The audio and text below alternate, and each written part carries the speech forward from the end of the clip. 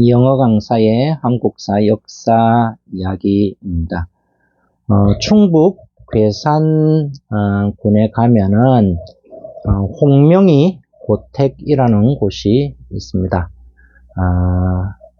괴산 읍내에 위치해 있고요. 읍내 중심지에서도 멀지 않는 곳에 있어서 대중교통을 이용해서 괴산을 여행 하시면은 시외버스 터미널에서 내려서 가볍게 다녀갈 수 있는 곳이기도 한 곳이 홍명이 고택인데요. 홍명이는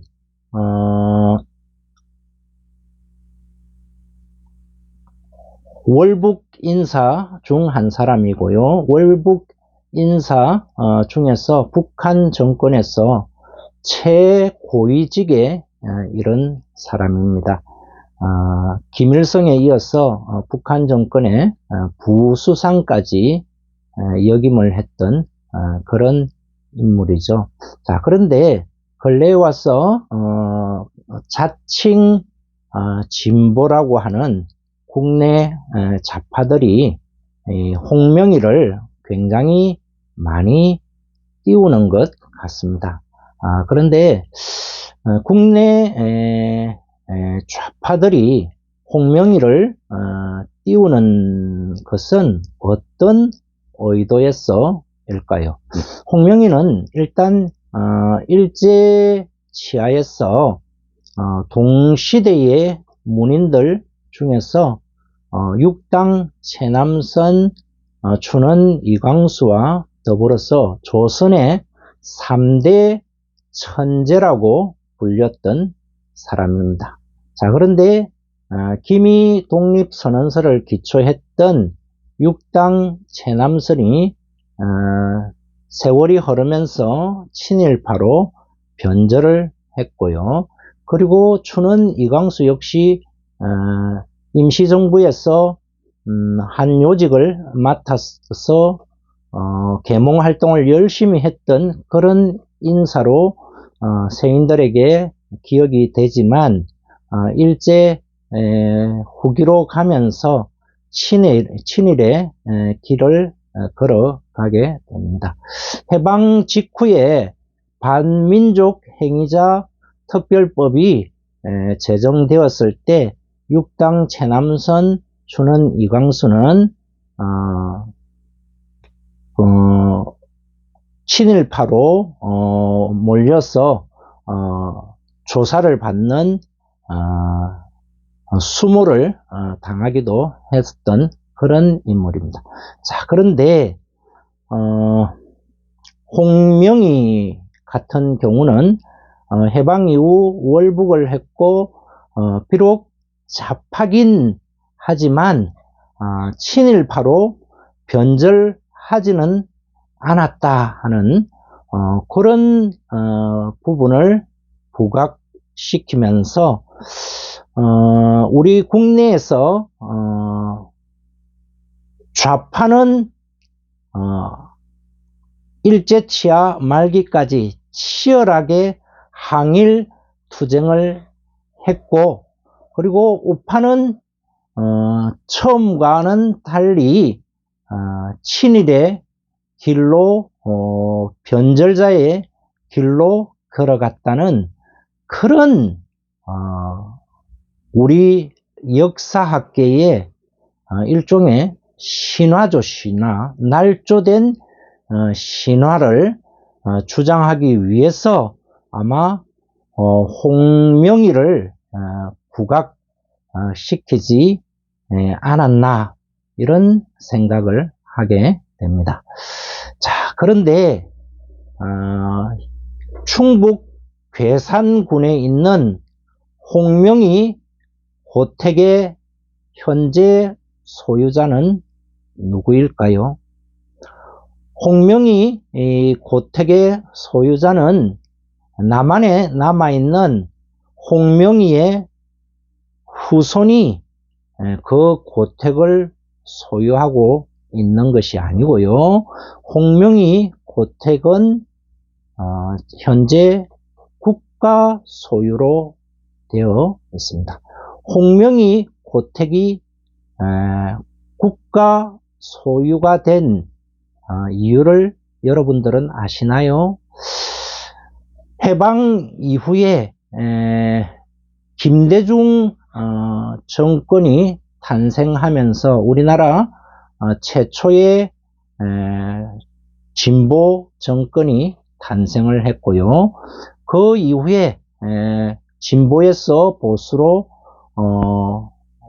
다시 진보와 보수가 정권 교체를 해가는 그런 과정에 현재는 보수 정권이 되었는데요.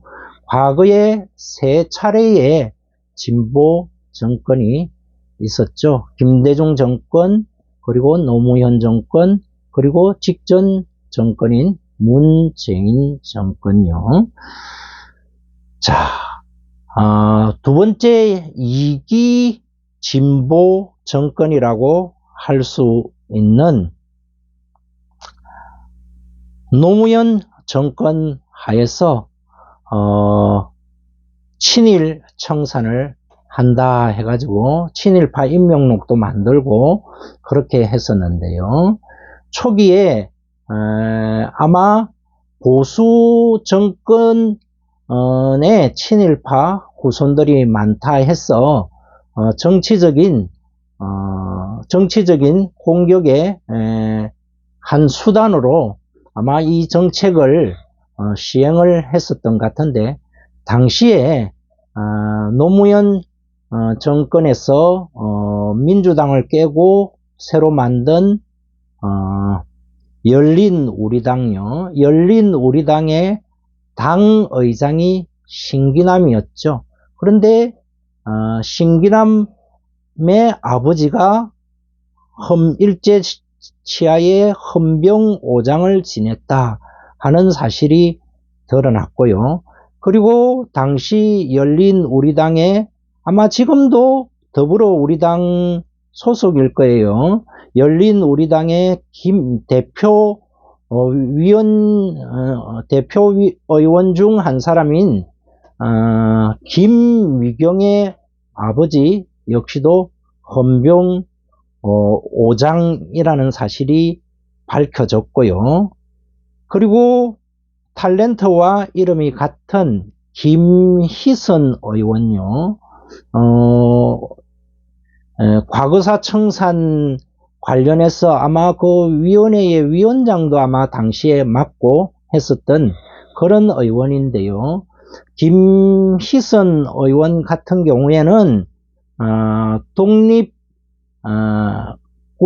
김혁규 장군의 후손이다 이렇게 자칭 주장을 했는데, 김혁규 의원의 후손이 나타나서 김희선 의원은 무관하다라는 주장을 하고, 김희선 의원이 김혁규 장군의 후손이 맞니 아니니 하는 논란이 있었는데요. 자, 오늘 우리가 이야기를 하는 핵심 인물인 홍명희요. 홍명희는 좌파들이 홍명희를 띄울 때는 홍명희 자신뿐만이 아니고 그 집안 자체가 항일 운동을 치열하게 전개한 집안이다 라고 해서 아마 자신있게 홍명희를 띄웠던 것 같습니다. 자, 그런데 홍명희의 아버지가 있고 홍명희의 조부가 있는데요. 자, 한 사람은 경술국치 때 당시에 을사늑약 경술국치를 맞이하면서 적극적인 항일 투쟁을 했던 우리 조상들도 많이 있었지만, 소극적으로 순국 투쟁을 했던 그런 인사들도 많이 있었는데요. 홍명희 집안에도 역시 아버지와 조부 두 사람 중에서 한 분은 순국을 했고요. 그런데 문제는 한 분은, 한 분이라 하기가 그렇네요. 한 사람은 한일 합병, 경술국치 이후에 일본 정부의 고위 관리가 되어서 호의호식한 그런 사실이 이후에 드러난 것이죠. 그래서 좌파 정권 하에서 친일파 재산을 몰수하는 특별법을 제정하게 되었는데요. 홍명희 집안 역시도, 홍명희 집도 친일파의 집안이다 해서 그 특별법에 의해서 홍명희 고택이 국가유로 국유로 되는 그런 사실이 밝혀진 것이죠. 자, 그러면은 우리가 이 지점에서 한번 고민해 봐야 할 문제가 있는데요. 홍명희 아버지가 경술국치에 항의해서 순국을 했고, 홍명희 조부가 한국을 강제 병합한 일본 정부의 고관을 지내다가 호의호식하면서 천수를 다 누리고 저 세상으로 갔다면, 홍명희는 애국지사의 후손인가요? 아니면 친일파의 후손인가요? 어찌됐든 홍명희 고택은 친일파 재산을 몰수하는 그 특별법에 의해서 현재 국유로 되어 있습니다. 자, 이런 문제는요, 비단 홍명희에 한정된 문제가 아니고 좌우의 문제가 아닙니다. 우리나라의 대표적인 애국지사 항일 투사이고 대한민국 최고 훈장인 대한민국장을 추서받은 안중근 의사가 있죠. 안중근 의사의 두 동생 역시도 애국자이고 일제시대에 치열하게 항일 운동을 한 명문 가문으로 알려져 있지만, 안중근 의사의 아들이 이토 히로부미의 후손에게 안중근 의사를 대신해서 사죄를 하는 그런 망동을 했고요. 그래서 김구 선생이 그 사실을 알고 안중근 의사의 망나니 아들을 척살하려는 그런 계획을 수립하기도 했습니다. 자, 그런데 안중근 의사 집안뿐만이 아니고 김구 선생의 아들 김신이라는 인물이 있는데요. 해방 이후에도 생존했던 인물이고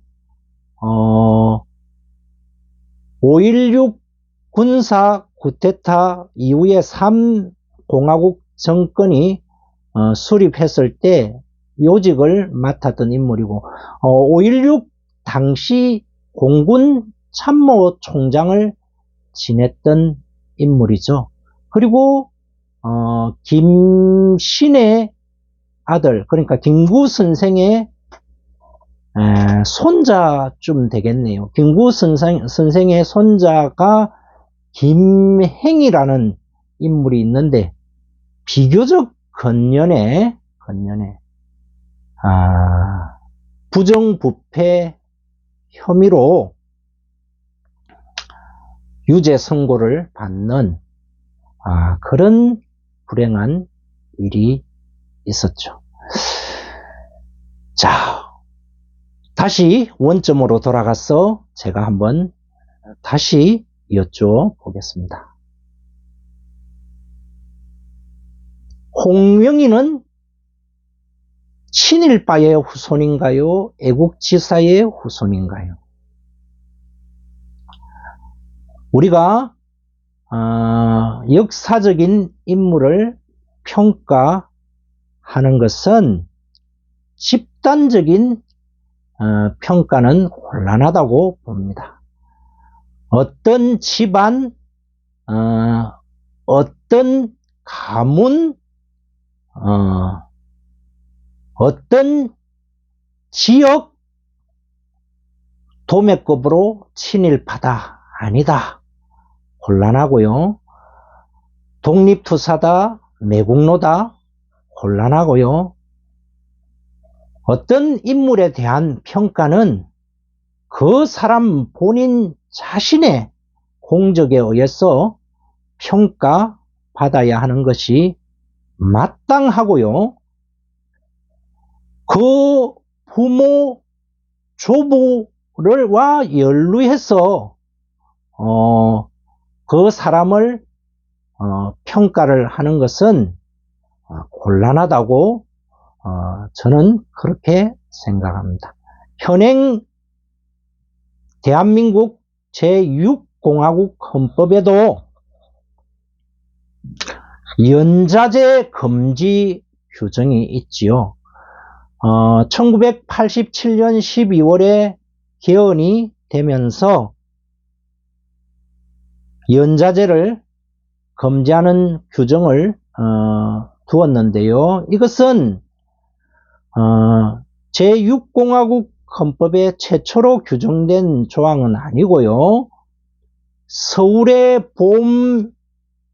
봄을 진압하고 서울의 봄을 신군부가 짓밟고 제5공화국이 탄생하면서 제5공화국 헌법에 처음으로 규정된 조항이 바로 이 연좌제 금지 규정입니다. 조상의 죄를 자손에게 묻는다. 아버지의 죄를 자손에게 묻는다. 한마디로 봉건적이고 야만적인 법률이고 습성이고 전통이라고 할 수가 있을 것입니다. 자, 그런데 이후에 등장한 좌파 정권에서 친일 청산을 명분으로 신군부의 5공화국보다 못한 그런 작태를 벌이고 있습니다. 역사를 평가하고 인물을 평가하는 것은 국민들과 역사에 맡겨야 할 부분이지 그것이 정치적, 법적 재단을 하는 것은 곤란하다고 봅니다. 우파를 공격하기 위해서 친일 행위자 재산 몰수법을 만들어서 좌파 홍명희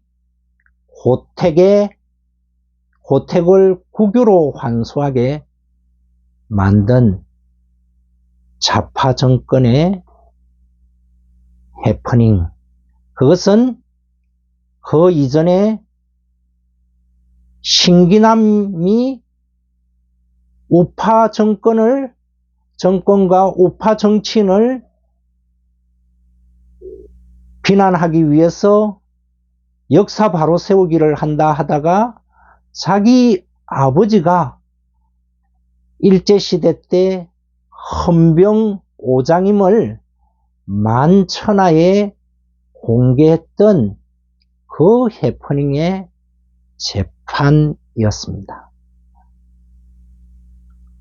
역사적으로 일제 치하에 악질 친일 행위를 한 그 사람들은 분명히 역사적인 평가를 받아야 하겠지만, 그러나 자유민주 국가의 연좌제, 사실상 연좌제를 부활하는 그런 작태는 지양되어야 한다.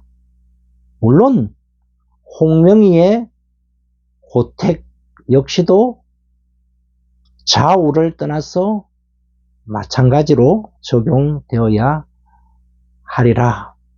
그렇게 저는 개인적으로는 생각합니다.